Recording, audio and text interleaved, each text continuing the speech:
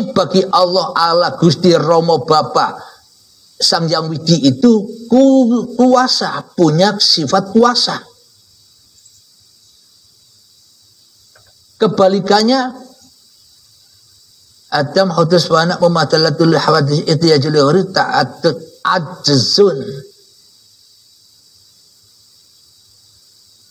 Jadi manusia itu bersifat apes, tak punya kuasa, tak punya kehendak, tak punya kemauan, tak punya keinginan. Lemah manusia itu, tak kuasa. Terus selama ini kan yang merasa punya rasa keinginan, ingin itu, ingin ini kan manusianya. Berarti manusianya merasa berkuasa daripada kuasanya Allah, dari kuasanya Sang Pencipta selama ini. Inilah akidah dan iman kita selama ini terbalik, dibolak-balikkan oleh iblis dan setan agar mudah iblis memasung tiap-tiap diri manusia di hatinya. Jadi di dalam sholat kita seolah-olah kuasa kita yang terjadi dalam sholat, kuasa kita yang terjadi dalam ibadah-ibadah kita, kuasa kita untuk mengabdi kepada Tuhan kita masing-masing selama ini di dalam tempat-tempat ibadah-ibadah kita masing-masing, agamanya masing-masing, seolah-olah kekuasaan manusianya, karena selama ini manusianya jadi iblis, jadi seolah-olah beda-beda. Alhamdulillahirabbil alamin. Jadi nyatakanlah ketidakkuasaan diri kita di hati kita agar nyata kekuasaan Allah atas diri kita. Inilah yang dimaksud imannya para nabi dan imannya para rasul. Muhammad, bukan kamu yang melempar, tapi akulah yang melempar. Inilah buktinya imannya para nabi dan para rasul dan iman junjungan kita Nabi besar Muhammad sallallahu alaihi wasallam. Kalau kita tidak mencontoh imannya para nabi dan rasul, apakah mungkin kita menjadi golongan para nabi dan rasul? Apakah kita menjadi golongan aulia Allah? Ya jauhlah kita dari Allah, sesatlah perjalanan kita, diazablah kita kehidupan di dunia ini bersama Jahanam yang kita tempati selama ini bersama iblis dan setan yang berbahan bakar badan-badan manusia dan hati yang keras melebihi kerasnya batu. Alhamdulillahirabbil alamin. Ketika kita tak mampu kuasa apa-apa, maka nyatalah kuasanya uripe Allah bagi kita. Tapi jangan salah paham. Bila Anda sudah tahu bahwa hidup ini Allah, Anda jangan ngaku-ngaku jadi Allah. Itu yang salah paham, yang banyak menyesatkan manusia yang lagi belajar ilmu hakikat dan makrifat dewasa ini. Kebanyakan manusia memahami demikian. Bila urip ini, bila hidup ini Allah, oh berarti akulah Allahnya. Ini salah paham. Kenapa? Karena tidak punya gurunya, tidak ada yang membimbingnya, tak ada yang mengajarinya, tak mau berguru, tak mau datang kepada guru untuk mengungkapkan, untuk meyakinkan hatinya, tak mau berbaiat. Ya akhirnya belajar sendiri, akhirnya tambah sesat, ngaku-ngaku jadi Allah. Akhirnya syariat-syariat ditinggalkan, tidak sholat lagi, tidak ibadah lagi. Kenapa? Karena sudah merasa jadi Allah. Masa Allah nyembah Allah? Masa Allah sholat kepada Allah? Keimanan dan keyakinannya begitu. Karena salah paham.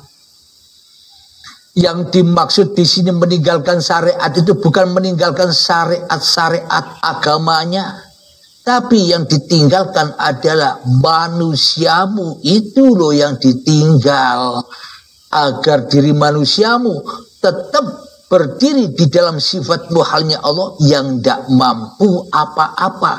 Inilah yang dimaksud innamal a'malu binniyah, agar niatan semua apa yang kita amalkan agar bisa pulang kepada lillahi ta'ala. Alhamdulillahirabbil alamin. Sifat yang ke-8 tadi apa? Wujud kita bakal bakhalawatul hawadisit yang mubinafsi wahdaniyat kudrat. Sifat yang ke-7 adalah kudrat. Maka ketika kita sudah tak merasa berkuasa lagi, maka nyatalah kudratillah, kudratnya Allah, kekuasaan uripe Allah, nyata sudah. Apa tanda-tandanya? Manusianya yang sudah nyata kudratillah, kekuasaan Allah, manusianya utuh, manusianya antang, manusianya enjoy saja, meskipun diolok-olok orang begini begitu, meskipun dihina orang begini begitu, dia tenang-tenang saja. Kenapa? Karena dia sudah memasuki rahasia ilahinya. Karena dia tahu siapa semua ini yang berkuasa. Tapi kalau manusia yang salah paham, ngaku-ngaku jadi Tuhan di dalam hatinya, karena sudah merasa tahu bahwa hidup ini Allah, maka mereka akan selalu merendahkan manusia, selalu berdebat saja isinya, seolah-olah dia mencari pembenaran, bahwa pahamnya lah yang paling benar. Ini masih salah dalam memahami uripe Allah, karena tidak punya guru, karena belajar sendiri dengan hawa nafsunya, maka salah paham di dalam memahaminya. Alhamdulillahirabbil alamin. Mari kita lanjutkan sifat Allah yang ke-8, iradah, kehendak. Jadi wajib kehendak itu hanya milik uripe Allah. Wajib kehendak itu kehendaknya Allah, Allah Bapa, Sang Yahweh, Rama dan sebagainya. Bukan milik kehendak manusianya. Manusianya tidak ada kok punya kehendak. Manusianya tak berkuasa kok punya kehendak. Manusianya hanya ciptaan, hanya wayang, hanya makhluk kok punya kehendak. Badan-badan manusia ini hanyalah wayang diperjalankan kok punya kehendak. Ya kan salah. Karena selama ini kita ikut iman dan akidahnya setan dan iblis yang selalu menyombongkan diri kepada Allah, Tuhannya seluruh manusia. Kita selama ini sombong kepada yang menciptakan diri kita. Bermaaf, minum dulu.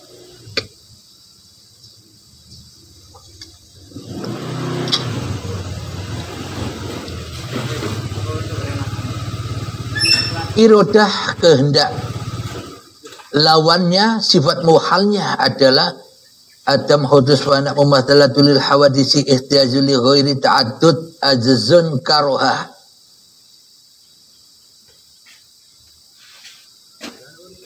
Kehendak lawannya adalah lemah atau apes. Manusia itu zat yang lemah atau apes, tidak punya apa-apa. Tapi selama ini seolah-olah Allah lah yang kita apes-apeskan. Namun seolah-olah selama ini Allah lah yang kita lembah-lembahkan. Kita lah yang punya kehendak selama ini. Karena kita selama ini jadi Tuhan atas diri kita sendiri. Beda dengan Tuhannya Nabi Muhammad. Beda dengan Tuhannya Nabi Isa. Beda dengan Tuhannya Nabi Ibrahim. Beda dengan Tuhannya Nabi Musa. Beda Tuhan dengan para Nabi dan Rasul kita selama ini.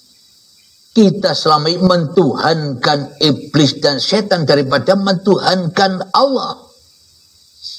Tapi para nabi, para rasul, para aulia Allah selalu mentuhankan Allahnya daripada dirinya di hatinya.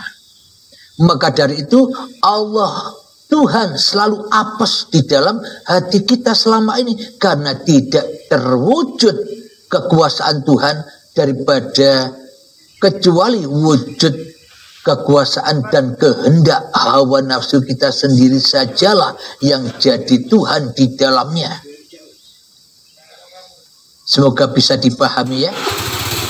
Kelanjutannya sifat yang ke-9, ilmu.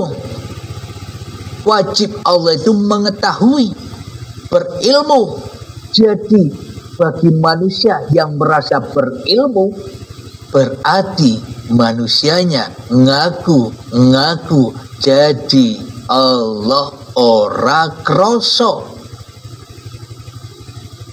Jadi bagaimanakah kita bisa melepaskan dari belenggu-belenggu, dari pasungan-pasungan iblis dan setan? Ya kita berdiri di dalam sifat wajib kita sendiri, yakni sifat muhalnya Allah. Maknanya kita berdiri di dalam sifatnya manusia Adam hutus panak mumathalatul hawadisi idiyajul yawari ta'atut ajzun karha jahlun. Sifat yang ke-9, kita merasa bodoh, tak punya ilmu apa-apa. Itulah hakikat diri manusia kita. Kalau kita merasa pintar, merasa pandai, merasa berilmu, berarti kita tak punya Tuhan kecuali mentuhankan iblis di hati kita. Karena kita selama ini menyerupai Allah, sombong kepada Allah, maka butalah mata hati kita selama ini. Jahlun kok ngaku berilmu, wayang kok ngaku jadi dalang, makhluk kok ngaku jadi kholik. Ya itulah kita selama ini. Sehingga iblis dan setan mudah membelenggu, menjerat, memasung diri kita agar tak bisa pergi menuju Sang Pencipta. Akhirnya sholatnya sholat di dalam pasungan, ibadahnya di dalam pasungan, kehidupannya di dalam pasungan, semuanya serba percuma dan sia-sia saja. Bagaimana bisa dihaturkan kepada Allah sementara kita selama ini tinggal di dalam ruang yang gelap gulita bersama iblis? Ya tidak bisa dong. Logika kan? Berarti ibadah sholat yang kita lakukan selama ini dipersembahkan kepada siapa? Ya dipersembahkan kepada ruangan yang gelap itu, yakni dipersembahkan kepada iblis.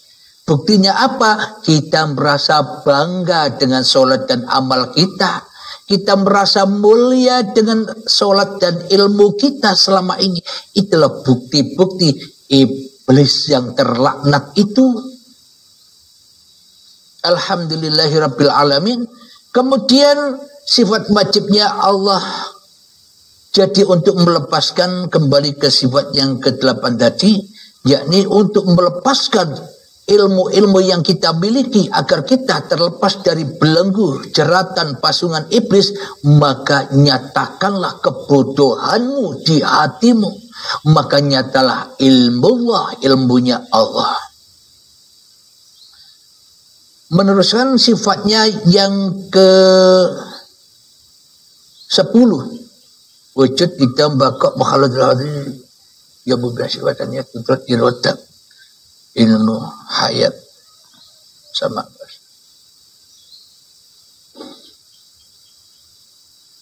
Sifat hayat yang nomor 11, wujud ditambah ke makhluk yang berkaitannya kudrat ilmu hayat. Sifat yang ke-10 adalah sifat hayat, yakni urip. Jadi wajib bagi Allah ala Bapa Romo Sang Yang Widi Gusti itu urip, hidup. Wajib bagi Sang Pencipta itu hidup. Kembalikannya adalah al-maut, mautun, mati. Siapa yang punya sifat wajib mati? Manusia, ciptaan. Selain Allah itu mati. Wajib kita berdiri di dalam kematian diri manusia kita, di hati kita, sehingga nyatalah uripe Allah. Jadi ketika kita tidak mau mati, ya kita tetap di dalam pasungan iblis dan setan selamanya sampai ajal menjemput. Kita takkan pernah bisa melepaskan dari pasungan-pasungan iblis dan setan itu. Bila sekarang kita tidak memberontak untuk melepaskan pasungan-pasungan itu. Jadi wajib kita berdiri di dalam hati kita, di dalam sifat wajib makhluk, yakni mati. Ketika kita sudah mati, maka nyatalah sang dalang yang memperjalankan wayang-wayang yang mati, apapun peran-perannya. Disitulah tempat kebahagiaan seluruh manusia. Bila manusianya yang merasa hidup, maka manusianya selamanya akan sengsara, merana, dan teradab di dalam kehidupannya. Karena selalu miskin dan miskin di dalamnya. Meskipun kelihatannya kaya raya, meskipun kelihatannya banyak uang, tetapi kekayaannya membuat hatinya miskin, gelisah, mikir dunia. Akhirnya miskin, tidak pernah merasakan kebahagiaan. Akan tetapi manusia yang sudah tak merasa hidup lagi, ia akan selalu bahagia di dalam uripe Allah. Kenapa? Karena manusianya rela, ridho, diperankan apa saja. Kaya, miskin, taat, maksiat, sudah tidak peduli. Kenapa? Karena manusianya sudah mati. Mana mungkin peduli? Tapi bila Allah yang memerankan, Allah tak bisa dikenai hukum. Karena Allah yang membuat dan yang menciptakan segala-galanya. Hukum Allah adalah hanya jais saja. Yosak karpe dewe. Kita akan menemukan itu ketika kita sudah mati. Kalau kita tidak rela, tidak ridho mati, ya tak akan pernah berjumpa dengan Allah. Karena untuk berjumpa dengan Allah itu hanya satu syarat, matio dahulu, matio dhisik, baru nyoto pangerane, baru nyoto Allah. Kalau kita berani mati di dalam hati kita, sudah tidak ngaku-ngakui bahwa hidup ini hidup kita, baru nyata Allah Allah Romo, Gusti, Bapa, dan Sang Yang Widi nyata di hati manusianya. Pada intinya uripe Allah sudah jumbeleger di dalam jiwa-jiwa manusia, yang mana manusianya sudah rela, sudah ridho mempersembahkan hidup dan badannya kepada yang menciptakannya. Namun bila kita belum rela dan ridho mempersembahkan kembali apa-apa yang bukan punya kita, maka kita akan disiksa dengan apa-apa yang kita akui sebagai milik kita. Maka semuanya akan menjadi fitnah di sisi Allah. Hidupnya fitnah, badannya fitnah, apapun yang dikerjakan semuanya serba fitnah, serba najis dan kotor. Selanjutnya sifat yang ke-11, yakni hayat sama mendengar. Wajib bagi Allah Allah Gusti Bapa Romo Sang Yang Widi itu maha mendengar. Jadi wajib uripe Allah inilah yang bisa mendengar. Tanpa uripe Allah maka dengar tak ada. Tanpa uripe Allah maka wujud tidak ada. Jadi sifat uripe Allah hayat inilah puncak-puncaknya segala sifat zat asma af'alnya Allah. Kalau tidak ada uripe Allah, ya tak akan ada sebutan zat sifat asma af'al. Kalau tidak ada uripe Allah, ya tidak ada sebutan Allah, Allah, Bapa, Romo, Gusti, Sang Yang Widi, tidak akan ada. Semuanya bermula, berasal, berpancar dari uripe Allah. Jadi jangan permasalahkan lagi sebutan-sebutan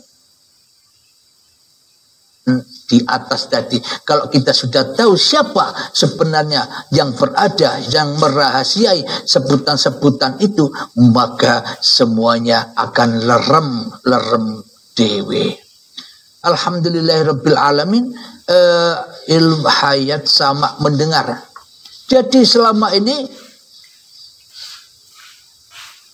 kebalikannya sifat wajibnya Allah tuli. Jadi wajib kita berdiri di dalam sifat kesejatian diri kita yang tuli. Tidak bisa dengar apa-apa tanpa uripe Allah. Tapi kita selama ini merasa kita yang mendengar. Allahnya tuli.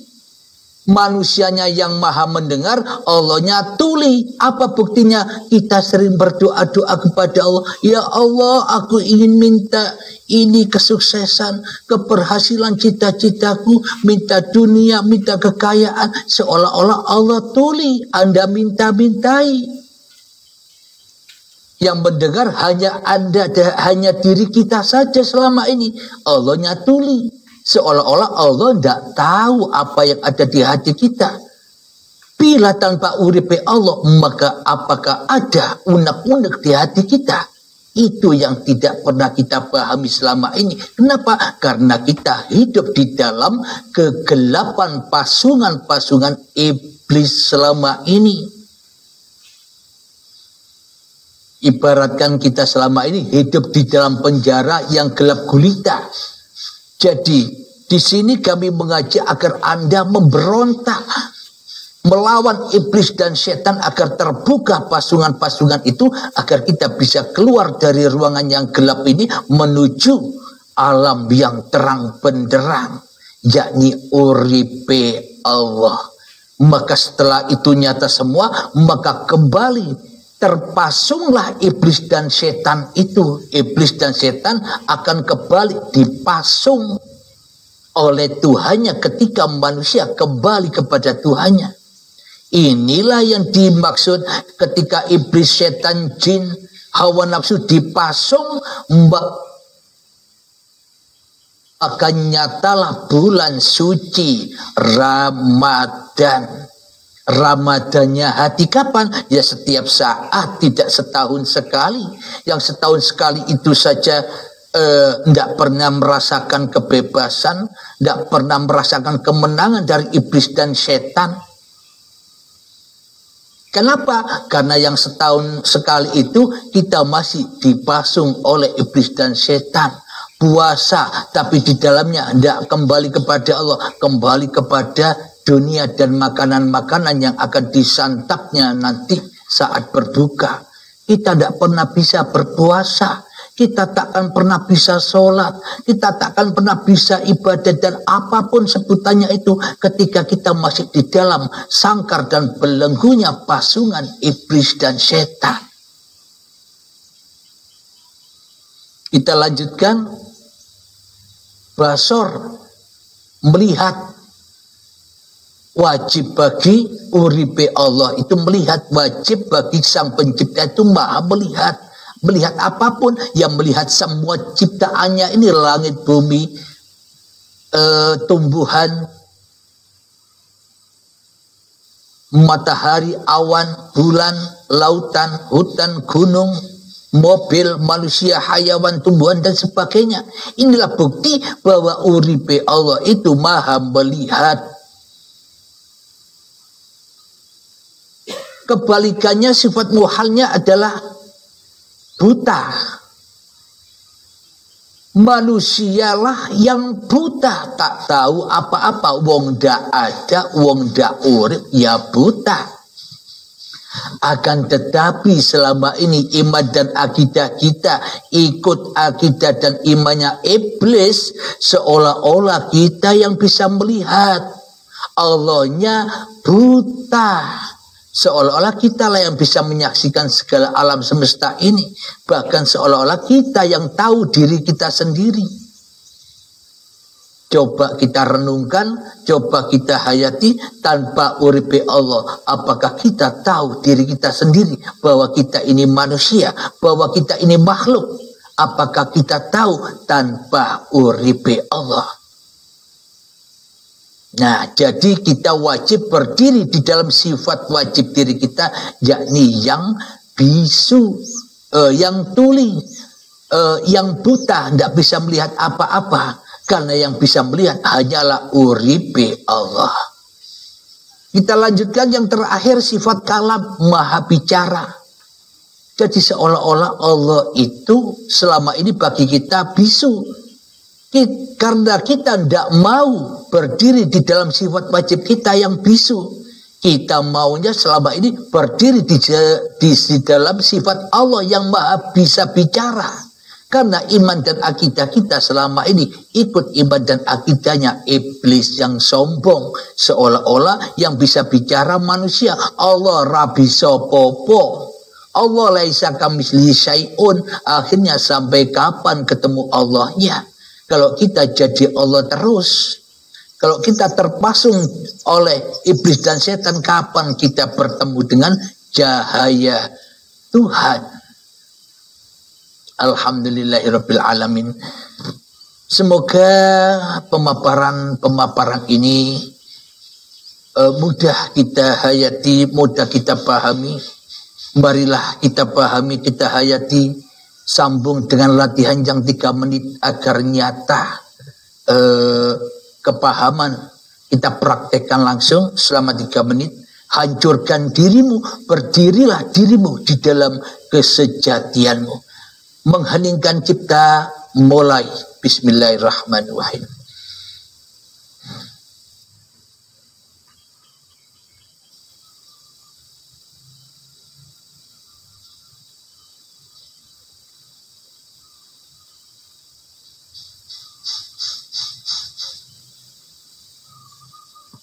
Selesai. Alhamdulillahirabbil alamin. Sebelum kita akhiri, semoga saya khususnya dan kita semua selalu dipahamkan oleh Allah Subhanahu wa Ta'ala agar mudah kita melepaskan diri dari pasungan-pasungan iblis dan setan, sehingga iblisnya akan terpasung dan tak bisa menggoda kita lagi. Amin amin ya rabbal alamin. Sebelum kita akhiri, marilah gemakan selawat zalimin daf'ul bala agar selalu kita terhindar dari zalim-zalimnya hati. Allahumma salli ala sayyidina Muhammad wa ashdili zalimin bi zalimin.